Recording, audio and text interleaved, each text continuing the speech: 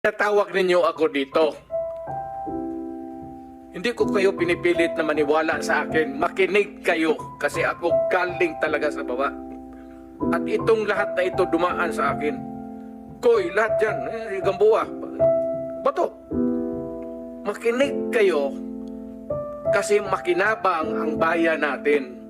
Hindi ang yabang ko dito, ang bayan ang makinabang natin. Hindi ako nagyayabang.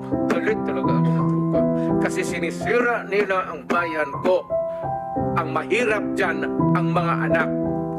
Yun ang sinasabi ko, lalo na yung mga nanay na nagtrabaho doon sa Middle East, na rape, na inaabuso ng putang nila. Tapos magpadala ng pera dito para sa pag-aral ng mga bata. Pag-uwi nila after, sa city ko, umiyak dyan sa harap ko, nagligid-ligid, ano, nagligid-ligid sa Tagalog. Gulong-gulong dyan sa harap sa harap. Kasi yung pinapadala ng pera pala na yung dalawang anak niya, babae, puro doon sa druga na punta yung... Kaya kung makita mo, ayaw ko, hindi kasi kayo sa babae. Kung ikaw ang mayor, makikita mong ganun ang sakripisyo ng tao, dugo, pati pawis. Tapos ganun lang ang mangyari sa kanya. Ako ang nakikinig sa istorya dito. Ako yung mayor. Ako ang nagsasabi, I will protect the city. Ano? Putang, pagkahipokrito ko naman. Huwag na lang ako mag-mayor kung wala akong gawin.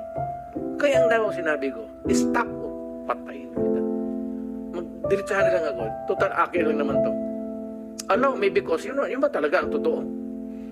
Ang ganang huminto kayo, papatayin ko kayo. Putang ina ninyo. Yan ang totoo. Bitawan na natin. Total, Congress or wherever. We know the sanctity of the institution Congress.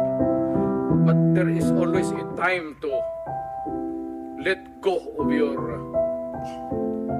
At alam yan, puro alam ng pulis yan. Yan lahat na nakaupo dyan, yan, dumaan ng Davao yan, alam nila ang sentimento